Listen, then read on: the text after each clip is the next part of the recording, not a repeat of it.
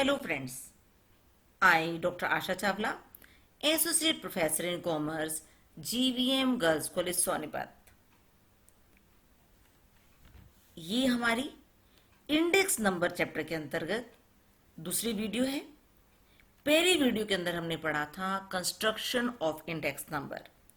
इसके अंदर हम पढ़ेंगे test of adequacy of index number formulas, सूचकांक सूत्रों की उत्तमता के लिए टेस्ट।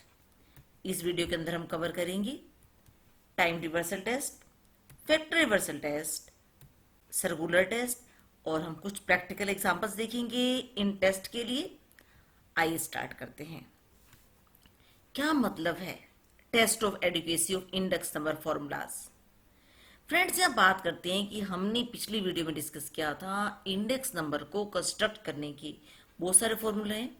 सिंपल इंडेक्स नंबर है, weighted average of price relative है, और उनमें से कौन सा फॉर्मूला एप्रोप्रिएट या सूटेबल है। इस बात को जानने के लिए कि हम किस फॉर्मूले को सिलेक्ट करें जो हमारा एप्रोप्रिएट हो, सूटेबल हो, तो इसके बारे में प्रोफेसर फिशर ने कुछ टेस्ट दिए हैं। अगर आपका फॉर्मूला इन टेस्ट्स को सेटिस्फाई करता है, इन टेस्ट पर खरा उतरता है, तो आपका फॉर्मूला एक अच्छा फॉर्मूला है। अगर अदरवाइज अच्छा फॉर्मूला नहीं है, एप्रोप्रिएट नहीं है। क्या है वो टेस्ट? Time reversal test, factor reversal test और सर्कुलर टेस्ट। आइए स्टार्ट करते हैं टाइम रिवर्सल टेस्ट के साथ। प्रोफेसर फिशर कहते हैं the test is that the formula for calculating an index number should be such that it will give the same ratio between one point of comparison and the other, no matter which of the two is taken as base. Friends, हमने अपनी last video में देखा था कि जब हम price index बनाते हैं तो हमारे पास वहां पर एक करंट ईयर होता है और एक बेस ईयर होता है। फिशर कहते हैं कि जब हमने क्या देखा था कि हम जो ओल्ड ईयर होता था उसको बेस ईयर लेते थे और न्यू ईयर को करंट ईयर लेते थे। ये कहते हैं कि अगर हम इसको चेंज कर दें कि हम करंट को बेस माने और बेस को करंट माने, तो आपका आंसर भी सेम आंसर की आपने एक बार P01 निकाला और एक बार आपने P10 निकाला तो उसका सेम रेशो आना चाहिए। कोई फर्क नहीं पड़ता बेस को, एक बार बेस को करंट माने और एक बार करंट को बेस माने। क्या मतलब है? Time reversal test is satisfied when, अगर हमने निकाला P01, यहाँ पर जीरो क्या है? जीरो है बेस ईयर, 1 न्यू ईयर है करंट ईयर। अगर हमने न्यू ईयर को बेस मान लिया और ओल्ड ईयर को करंट मान लिया, तो उसके लिए जब हमने P01 कैलकुलेट किया और P10 कैलकुलेट किया तो उसका मल्टीप्लीकेशन 1 आना चाहिए। या मैं ये कह सकती हूँ P01 is equal to P1 upon P10। आइए मैं इसको एक सिंपल एग्जांपल से समझाती हूँ। Suppose I purchased 1 kg sugar at the rate 25 rupees in 2010 and 1 kg sugar at the rate 50 rupees 2020। अगर मैं इस बात को ऐसे कहूँ कि 2020 में प्राइजेस डबल हो गए हैं 2010 के कंपैरिजन में, बिल्कुल ठीक है कि पहले 25 रुपीज थे अब 50 हैं। या मैं ऐसे कहूं कि प्राइजेस पहले हाफ थे, 2010 में हाफ थे। यहां पर मैंने बेस किसको बनाया? 2020 को। तो दोनों बातें ठीक हैं। इस केस में मैंने बेस लिया 2010 को और इसमें मैंने बेस लिया 2020 को। अगर यहाँ पर मैं इंडेक्स नंबर निकालूं तो मैं कह सकती हूँ प्राइजेस डबल हो रहे हैं, 2 टाइम्स हैं और यहाँ पर प्राइजेस हाफ हैं। तो यहाँ पर मैंने बेस लिया 2010, यहाँ बेस लिया 2020, तो यहाँ पर आंसर आ रहा था 2, यहाँ आंसर आ रहा था 1। तो 2 इंटू 1/2 आना चाहिए 1। तो यही बात ये कह रहे हैं P01 इंटू P10। तो अगर आपका 1 आता है तो आपका फॉर्मूला एप्रोप्रिएट फॉर्मूला है। तो आइए देखें कि हमारे जो हमने डिफरेंट फॉर्मूले पढ़े थे, लेस्पियर का, पास्चे का, फिशर का, मार्शल एजवर्थ का, किस किस का फॉर्मूला टाइम रिवर्सल टेस्ट को सेटिस्फाई करता है। क्या है हमारा time reversal test? P01 into P10 is equal to 1। तो यहां पर मैं लेस्पियर का अगर मैं फॉर्मूला चेक करूं, ये लेस्पियर का फॉर्मूला था। यहाँ से मैंने 100 जो साथ में मारा था मल्टीप्लिकेशन में था, उसको हमने ओमिट किया है अपनी कैलकुलेशंस को इजी करने के लिए। अब हमें P01 के साथ हमें किस चीज का फॉर्मूला चाहिए, P10 का। लिखना बहुत आसान है, सिर्फ इंटरचेंज कर दीजिए टाइम सब्सक्रिप्ट्स को, 0 को 1 में और 1 को 0 में। ये P1 क्यों 0 है, तो मैंने 1 की जगह 0 और 0 की जगह 1, 0 क्यों 0 है, 0 की जगह 1 और 0 की जगह 1, और यहाँ भी P01 है, 0 की जगह 1, 1 की जगह 0। हम आगे पूरी प्रोसेस में यही करने वाले हैं। अब इन दोनों को मल्टीप्लाई करते हैं, मल्टीप्लाई करने पर चेक करते हैं क्या ये आपस में कट कर कैंसिल होकर 1 आता है। नहीं, ये 1 नहीं आता। 1 नहीं आता तो इसका मतलब हमारा तो 1 आना चाहिए। अगर 1 नहीं आता तो हमारा आंसर क्या होगा, Laspeyres method does not satisfy the time reversal test. Paasche को चेक करें, क्या पास्चे टाइम रिवर्सल टेस्ट को सेटिस्फाई करता है। P01 into P10 is equal to 1। तो ये मेरा पास्चे का फॉर्मूला, यहाँ भी मैंने 100 को मिट किया है। ये मेरा, जब मैं इंटरचेंज करती हूँ 0 को 1 से और 1 को 0 से, तो मेरा P10 का फॉर्मूला है ये। और हम इन दोनों को मल्टीप्लाई करते हैं, मल्टीप्लाई करने पर चेक करें क्या ये इक्वल टू 1 आता है। ये 1 के इक्वल नहीं आता। नहीं आता तो हमारा आंसर क्या रहेगा, Paasche's method does not satisfy the time reversal test. Fisher को चेक करें, फिशर ने जो फॉर्मूला दिया था, तो फिशर का फॉर्मूला था P01 is equal to sigma P1 Q0 upon sigma P0 Q0 into sigma P1 Q1 upon sigma P0 Q1 और देन अंडर रूट। यहाँ भी मैंने 100 को मिट किया है और P10 का फॉर्मूला लिखने के लिए इंटरचेंज किया 0 को 1 से और 1 को 0 से। तो यहाँ पर ओमिट करने इंटरचेंज करने पर, और इनको जब हम मल्टीप्लाई करके देखते हैं दोनों को, तो मल्टीप्लाई करने पर चेक करें क्या ये 1 के इक्वल है। हाँ, ये मेरी कुछ टर्म्स कैंसिल हो रही हैं, सारी टर्म्स कैंसिल हो रही हैं। सिग्मा P1 को सिग्मा P1 Q1 और ये सिग्मा P0 Q0 यहाँ कैंसिल हो जाएगा, सिग्मा P1 Q0 यहाँ कैंसिल हो जाएगा। ये सारी टर्म्स इस तरह से कैंसिल हो जाएंगी और ये मेरा इक्वल टू 1 आ रहा है।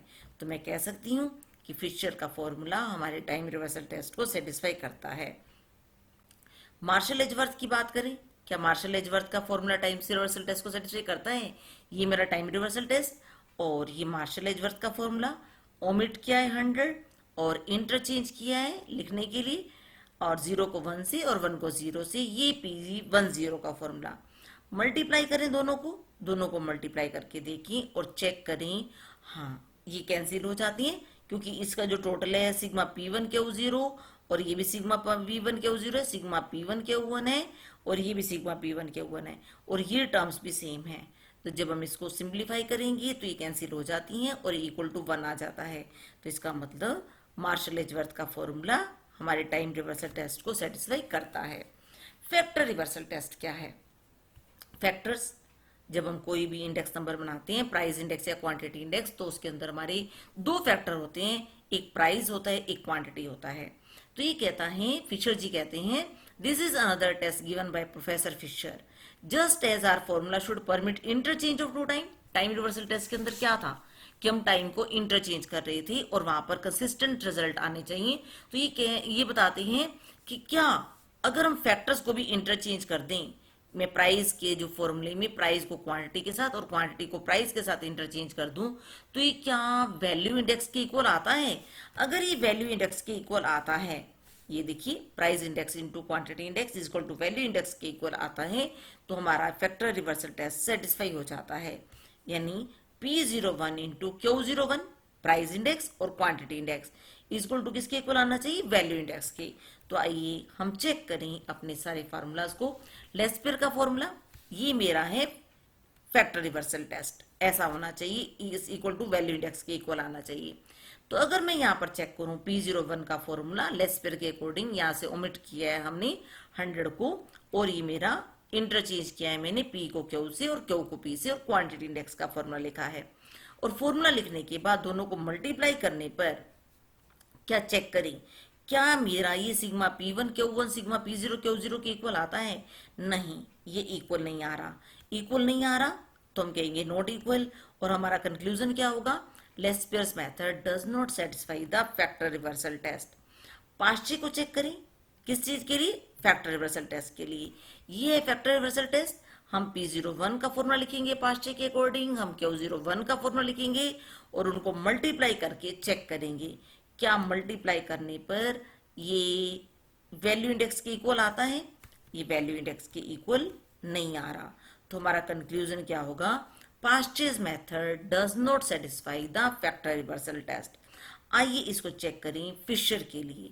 ये मेरा फिशर का फॉर्मूला, फिशर के फॉर्मूले के लिए हमने फैक्टर रिवर्सल टेस्ट लगाकर देखना है। P01 into Q01 is equal to sigma P1 Q1 upon sigma P0 Q0। तो ये P01 फॉर्मूला प्राइस इंडेक्स का फिशर के अकॉर्डिंग, और यहाँ पर 100 हमने ओमिट किया है, और क्वांटिटी इंडेक्स का फॉर्मूला लिखने के लिए सिर्फ हमने इंटरचेंज किया P को Q से और Q को P से। तो ये मेरा क्वांटिटी इंडेक्स का फॉर्मूला है। अगर मैं इन दोनों को मल्टीप्लाई करती हूँ, मल्टीप्लाई करने पर क्या ये वैल्यू इंडेक्स के इक्वल आ रहा है, चेक करते हैं। यहाँ है सिग्मा P1 Q0 और ये है सिग्मा Q0 P1, ये तो कैंसिल हो जाएंगे। सिग्मा P1 Q1 और नीचे सिग्मा P1 Q1 नहीं है, और मेरा यहाँ पर सिग्मा P0 Q0 या ऊपर भी नहीं है, और ये मेरा एक और सिग्मा Q1 P0 कैंसिल हो जाएगा सिग्मा P0 Q0 से। क्या बचेगा, sigma P1 Q1 into sigma P1 Q1, यानी सिग्मा P1 Q1 की पावर 2 देन अंडर रूट, और नीचे भी क्या आ रहा है, sigma P0 Q0 into sigma P0 Q0। यानी मैं जब इसको सिंप्लीफाई करूंगी तो ये मेरा वैल्यू इंडेक्स के इक्वल आ रहा है sigma P1 Q1 upon sigma P0 Q0। तो जब ये इसके वैल्यू इंडेक्स के इक्वल आ रहा है, ये मेरे फैक्टर रिवर्सल टेस्ट को सेटिस्फाई कर रहा है, तो हमारा कंक्लूजन क्या होगा, Fisher's method satisfies factor reversal test.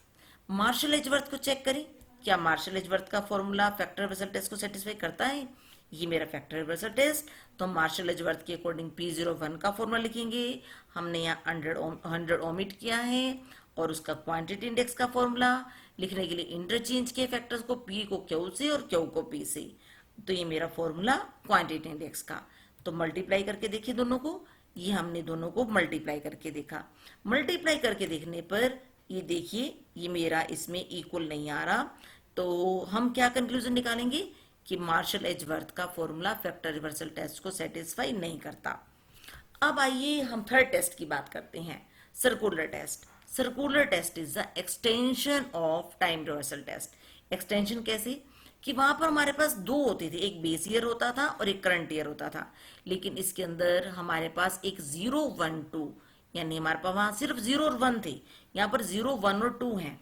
तो यहाँ पर जब मैं 0 को बेस लूंगी और 1 मेरा करंट रहेगा, तो मेरा यहाँ कैलकुलेट होगा P01, और जब मैं 1 के लिए यहाँ पर 2 के लिए 1 को बेस लूंगी, तो यहाँ मेरा कैलकुलेट होगा P21, और 2 के लिए 0 के लिए बेस रहेगा 2। अगर इसको मैं इजी मेथड से समझना चाहे, एक सर्कल की हेल्प से, सर्कुलर टेस्ट में शब्द भी हमें दिखाई दे रहा सर्कल, तो यहाँ पर मैं इन तीनों पॉइंट्स को ड्रॉ कर लेती हूँ, ये P0, ये P1 और ये P2। P1 के लिए मैं बेस लेती हूँ P0 को, P2 के लिए मैं बेस लेती हूँ P1 को, और P0 के लिए मैं बेस लेती हूँ P2 को। तो अगर हम इस डायग्राम को अच्छे से समझें, तो यहाँ मेरा कैलकुलेट होगा P01, यहाँ पर कैलकुलेट होगा P12, और यहाँ पर कैलकुलेट होगा P20। तीनों को मल्टीप्लाई करने पर इक्वल टू 1 आना चाहिए। अगर ये 1 आता है तो ये हमारा सर्कुलर टेस्ट को सेटिस्फाई करता है। तो आइए चेक करें क्या लेस्पियर का फॉर्मूला सर्कुलर टेस्ट को सेटिस्फाई करता है। तो यहां पर मैंने लिखा है P01 into P12 into P20 equal to 1। तो हमने लेस्पियर का फॉर्मूला लिखा और यहाँ पर हमने 100 को ओमिट किया है, और यहाँ पर मुझे P12 का फॉर्मूला चाहिए। P12 के फॉर्मूले को 0 को आपको समझाने के लिए टिप दे रही हूँ, 0 को 1 से और 1 को 2 से इंटरचेंज कर दीजिए। तो यहाँ इस फॉर्मूले के अंदर भी देखो, जहां 1 है उसको 2 से इंटरचेंज कर दो, जहां 0 उसको 1 से इंटरचेंज कर दो। तो इंटरचेंज करने पर फॉर्मूले को लिखना बहुत आसान हो जाएगा। तो यहाँ पर हम इस तरह फॉर्मूला लिखा।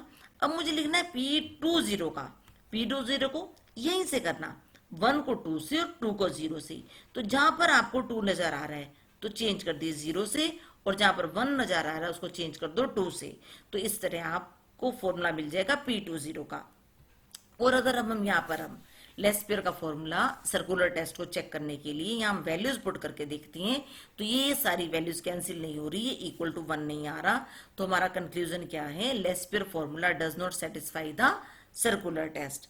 पास्चे का चेक करें, ये पास्चे का हम के लिए चेक करने के लिए पहले तो हमने लिखा सर्कुलर टेस्ट, और ये मेरा पास्चे का फॉर्मूला, और पास्चे के फॉर्मूले में हमने 100 ओमिट किया है। अब मुझे चाहिए P12 करने के लिए 0 को 1 से और 1 को 2 से एक्सचेंज कर दीजिए, इंटरचेंज कर दीजिए। 1 की जगह 2 और 1 की जगह 2 और 0 की जगह 1 लिखना है। ये 0 की जगह 1 आ रहा है और 1 की जगह 2 आ रहा है, तो ये मेरा P12 का फॉर्मूला तैयार हो जाएगा। और इसी तरह मुझे P20 का चाहिए। ये P20 का फॉर्मूला 1 को 2 से और 2 को 0 से, तो इस फॉर्मूले के अंदर भी फॉर्मूले को आसान बनाने के लिए मैं आपको टिप दे रही हूँ कि 2 को 0 से और 2 को 0 से चेंज कर रहे हैं और 1 को 2 से, तो आपके पास P20 का फॉर्मूला आ जाएगा। तो अगर हम इसको मल्टीप्लाई करके देखें, मल्टीप्लाई करने पर ये इक्वल टू 1 नहीं आ रहा, तो हमारा कंक्लूजन क्या है कि पास्चे का फॉर्मूला भी सर्कुलर टेस्ट को सेटिस्फाई नहीं करता। फिशर का चेक करें, P01 इंटू हमारा वही circular test, P01 into P12 into P20 equal to 1, तो ये मेरा है फिशर का P01 का फॉर्मूला, और 100 हमने ओमिट किया है। अब मुझे चाहिए P12 का, इंटरचेंज कर देते हैं 0 को 1 से और 1 को 2 से, और हमें चाहिए P20 का। P20 का बनाने के लिए 1 को 2 से और 2 को 0 से इंटरचेंज करने पर फॉर्मूला लिखना आसान हो जाएगा। और जब मैं इसको मल्टीप्लाई करके देखती हूँ, मल्टीप्लाई करके देखते हैं और इन कैलकुलेशंस को हम ध्यान से चेक करेंगे तो ये कैंसिल नहीं हो रही, तो यहाँ भी ये इक्वल टू 1 नहीं आ रहा, तो फिशर का फॉर्मूला सर्कुलर टेस्ट को सेटिस्फाई नहीं करता। फिशर का फॉर्मूला टाइम रिवर्सल टेस्ट को और फैक्टर रिवर्सल टेस्ट को तो सेटिस्फाई करता है, लेकिन ये हमारे सर्कुलर टेस्ट को सेटिस्फाई नहीं करता। Circular test, this test is satisfied by only simple aggregative index only. Circular test is not satisfied by Laspeyres, Paasche and Fisher index number. आइए हम एक एग्जाम्पल के थ्रू करके देखते हैं क्या फिशर का फॉर्मूला टाइम रिवर्सल टेस्ट को और फैक्टर रिवर्सल टेस्ट को सेटिस्फाई करता है। यहाँ पर हमारे पास कॉमोडिटी है ABCDE, 5 कॉमोडिटीज हैं और 2003 के प्राइजेस और क्वांटिटी, तो हमने इसको P0 और Q0, और 2004 का P1 और Q1। तो हमें यहाँ पर फिशर का आइडियल फॉर्मूला निकालने के लिए हमें क्या चाहिए, P0 Q0, P1 Q0, P0 Q1, P1 Q1। Simple है कैलकुलेट करना। P0 Q0 8 इंटू 12.5, ये हम लास्ट लेक्चर में अपना सीख भी चुके हैं। तो यहाँ पर मैं इनका टोटल कर लेती हूँ। टोटल करने के बाद यहाँ पर मैंने फिशर का प्राइस इंडेक्स निकाला। प्राइस इंडेक्स का ये फॉर्मूला है फिशर का, और यहाँ पर हमने इनकी वैल्यूज पुट कर दी, ये जो 327 और ये 298, ये 300 और 278, तो मेरा फिशर का प्राइस इंडेक्स तो आ रहा है 108.81। यहाँ पर हमें इस क्वेश्चन में फिशर का आइडियल नंबर, फिशर का ये आइडियल क्यों कहलाता है ये मैं आगे डिस्कस करने वाली हूँ। ये हमारे क्वेश्चन के मेन पार्ट है जो एग्जाम में अक्सर पूछा जाता है कि why Fisher's formula is called ideal index number. तो यहाँ पर हमने फिशर का प्राइस निकाला, प्राइस इंडेक्स निकाला, और यहाँ पर मैं अब दिखा रही हूँ कि फिशर का फॉर्मूला टाइम रिवर्सल टेस्ट को सेटिस्फाई करता है। क्या था time reversal test, P01 into P10 is equal to 1। तो यहाँ मुझे फॉर्मूला निकालना है, फिशर का निकालना है P01 का और P01 का, और साथ में क्या निकालना है P10। तो यहाँ पर हम अगर दोनों को मल्टीप्लाई करें तो इस तरह से मल्टीप्लीकेशन आ जाएगा, और यहाँ पर मैं अगर इनकी वैल्यूज पुट करती हूँ, वैल्यूज पुट करने पर ये सारी वैल्यूज कैंसिल हो रही हैं और नीचे आ रहा है 1, और 1 का जब हम अंडर रूट लेंगे तो ये 1 ही आ रहा है। तो हमारा कंक्लूजन क्या है कि फिशर का फॉर्मूला टाइम रिवर्सल टेस्ट को सेटिस्फाई करता है, जो हमने एक एग्जाम्पल के थ्रू देखा। और इसी तरह हमने यहाँ पर जो इंटरचेंज करने के बारे में बताया, ये पर यहाँ पर अब हम देखते हैं फैक्टर रिवर्सल टेस्ट को। फैक्टर रिवर्सल टेस्ट क्या है, P01 into Q01 equal to sigma P1 Q1 upon sigma P0 Q0, यानी price index into quantity index equal to value index. तो ये वही कैलकुलेशन जो हमने पीछे की, ये सब वही कैलकुलेशन है, sigma P0 Q0, sigma P1 Q0, sigma P0 Q1, sigma P1 Q1। तो यहाँ पर मैं निकाल के देखूंगी प्राइस इंडेक्स, ये प्राइस इंडेक्स का फॉर्मूला, और इंटरचेंज करेंगे लिखना आसान, हमें क्वांटिटी इंडेक्स का फॉर्मूला भी आता है। अगर नहीं आता हो तो सिंपल पी को क्यू से, क्यू को पी से इंटरचेंज कर दीजिए। इंटरचेंज करने पर बन जाएगा मेरा फिशर का क्वांटिटी इंडेक्स। यहाँ मुझे प्राइस इंडेक्स चाहिए और क्वांटिटी इंडेक्स चाहिए। यहाँ पर मैंने प्राइस और क्वांटिटी इंडेक्स को दोनों को मल्टीप्लाई किया। मल्टीप्लाई करने पर ये इक्वल आना चाहिए वैल्यू इंडेक्स के। यहाँ पर हमने वैल्यूज पुट करके देखी। वैल्यूज जब मैंने पुट की तो हमारे पास ये 327 कैंसिल हो गया 327 से, और 278 कैंसिल हो गए 278 से, और मेरे अंदर क्या बचा 300 का स्क्वायर अपॉन 298 का स्क्वायर, और जब मैंने अंडर रूट लिया तो ये वैल्यू आ गई 300 अपॉन 298। और अगर मैं चेक करूं क्या ये सिग्मा P1 Q1, हाँ ये सिग्मा P1 Q1 300, और अपॉन सिग्मा P0 Q0 ये P0 Q0। तो इसका मतलब क्या है, फिशर का फॉर्मूला फैक्टर रिवर्सल टेस्ट को सेटिस्फाई करता है। अब हम बात करते हैं why Fisher's formula is called an ideal index number. Friends, ये क्वेश्चन का बहुत इंपॉर्टेंट पार्ट है। जहां वहां पर ये टाइम रिवर्सल टेस्ट को सोल्व करना, फैक्टर रिवर्सल टेस्ट को सोल्व करना पूछ जाते हैं, और साथ में मेन पार्ट की फॉर्म में पूछ लिया जाता है कि why Fisher's formula is called an ideal index number. तो इसके जो हमें रीजन देने हैं, हम क्या रीजन देंगे, it is based on geometric mean which is the best average considered for computing index number। तो फिशर जब निकालता है लेस्पेर और पास्चे का फॉर्मूला लेकर, दोनों को मल्टीप्लाई करके, दो फॉर्मूलों को मल्टीप्लाई करके ज्योमेट्रिक मीन लेना, यानी अंडर रूट लेना, दो टर्म्स है, दो टर्म्स का रेज पावर 1/2 करें तो ज्योमेट्रिक मीन ही है। तो फिशर जो करता है ज्योमेट्रिक मीन को यूज करते हैं, और ज्योमेट्रिक मीन क्या मानी जाती है, बेस्ट एवरेज। तो इसीलिए इसको आइडियल इंडेक्स नंबर भी कहते हैं। और अगली बात क्या है, ये जो प्राइस और क्वांटिटी दोनों को लेकर चलता है, वेटेड इंडेक्स नंबर है, ये भी एक रीजन है कि आइडियल इंडेक्स नंबर कहलाता है। और फिशर बेस ईयर के प्राइसेस को भी लेते हैं और करंट ईयर के प्राइसेस को भी लेते हैं, ये भी एक रीजन है कि फिशर का फॉर्मूला आइडियल इंडेक्स नंबर कहलाता है। और साथ में फिशर जो बेस ईयर की क्वांटिटीज और करंट ईयर दोनों की क्वांटिटीज को कंसीडर करते हैं। फ्रेंड्स, ये मैं किसके कंपैरिजन में कह रही हूँ, लेस्पेर और पास्चे के कंपैरिजन में कह रही हूँ। लेस्पेर क्या करते थे, करंट ईयर की, लेस्पेर जो करते हैं करंट ईयर की क्वांटिटी को तो लेते हैं, बेस ईयर की क्वांटिटी को तो लेते हैं, लेकिन करंट ईयर की क्वांटिटी को नहीं लेते। पास्चे क्या करते हैं, करंट ईयर की क्वांटिटी को तो लेते हैं, लेकिन बेस ईयर की क्वांटिटी को नहीं लेते। तो यहाँ पर ही उन दोनों कमियों को दूर करता है, इसलिए भी ये हमारा आइडियल इंडेक्स नंबर कहलाता है। और हमने भी चेक भी कर लिया कि Fisher index number time reversal test को सेटिस्फाई करता है, और फिशर का फॉर्मूला फैक्टर रिवर्सल टेस्ट को भी सेटिस्फाई करता है। तो इतनी सारी बातें हैं कि जो इसके स्पोर्ट में कहने के लिए कि फिशर का फॉर्मूला एक आइडियल इंडेक्स नंबर क्यों कहलाता है। बेस्ट एवरेज है, बेस्ट एवरेज जो ज्योमेट्रिक मीन है उसको यूज करता है। ये वेटेड इंडेक्स का फॉर्मूला है, क्वांटिटी को लेता है, बेस ईयर करंट ईयर दोनों के प्राइसेस को लेता है, बेस ईयर की क्वांटिटी और करंट ईयर की दोनों क्वांटिटीज को लेता है, टाइम रिवर्सल टेस्ट को सेटिस्फाई करता है, फैक्टर रिवर्सल टेस्ट को सेटिस्फाई करता है।